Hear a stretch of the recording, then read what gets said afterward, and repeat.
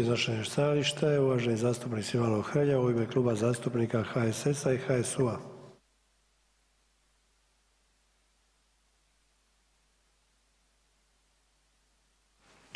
Poštovani gospodine potpredsjedniče, cijenjene kolegice i kolege, nema nikakve potrebe da se ovdje bavim populizmom, ali u svakom slučaju želim otvoreno, iskreno, pošteno govoriti o problemima koji muče građane RH. 18. ovog mjeseca ističe 4-mjesečni moratorij na ovrhe. Nema nijednog naznake novih rješenja na vidiku i ja ću se založiti jer sam to javno obećao za produljenje tog moratorija, ali ne više od mjesec dana. Zašto ne više od mjesec dana? Zato što osobno, a vjerujem ni vi koji me gledate i slušate, ni vi koji ste ovdje, ne možete vjerovati da je svih 400.000 građana pod ovrhama u istim uvjetima i jednako socijalno ugroženo. Ja sam siguran da ni vi ni građani ne vjeruju da je to istina, da imamo 400.000 građana pod ovrhama koji su socijalno ugroženi, jer bilo bi mrtvih ljudi pored kontejnera, da se mi razumijemo, kad bi to bilo tako.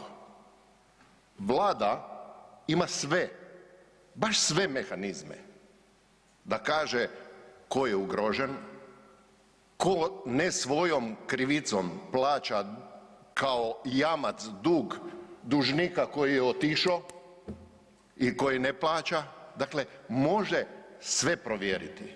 Imamo toliku administraciju da provjera onoga koji su ugroženi od onih koji nisu ugroženi, koji rade, koji zarađuju, koji mogu uredno servisirati svoje vjerovničko-dužničke odnose, da ih može razlikovati. Vlada ima sve mehanizme. S obzirom da nema nijedne naznake da se to događa i da to Vlada radi, spreman sam predložiti produljenje moratorija još mjesec dana. U tom smislu zatražit ću danas zastupničkim pitanjem informacije od HZMO-a jer među 400.000 ima 22.000 umirovljenika nad kojima se putem HZMO-a provode ovrhe. I tu želim znati, vjerujem sam i uvjeren sam da su oni najugroženija skupina našeg društva zbog malih primanja, zbog narušenog zdravstvenog stanja, zbog nemogućnosti dodatne zarade, zbog straha od Covida-19, ali i oni su isto kao i svi građani Hrvatske sigurno nisu svi u istom položaju. Prema tome, ako želimo imati pravičnu državu, ako želimo provoditi određene mjere, onda se mora administracija ove države potruditi da odvoji žito od kukolja. Jer znate, svi ste čuli za termin obijesno parničenje. Znate da postoji i obijesno zaduživanje, već će to netko platiti. Ljudi moji, ako ćemo biti pošteni građani ove zemlje, svako mora servisirati svoj dug, svako mora biti odgovoran, kao što sam govorio i vezano za održavanje svojih zgrada, tako je i svako mora biti odgovoran za svoje dužničko-vjerovničke odnose.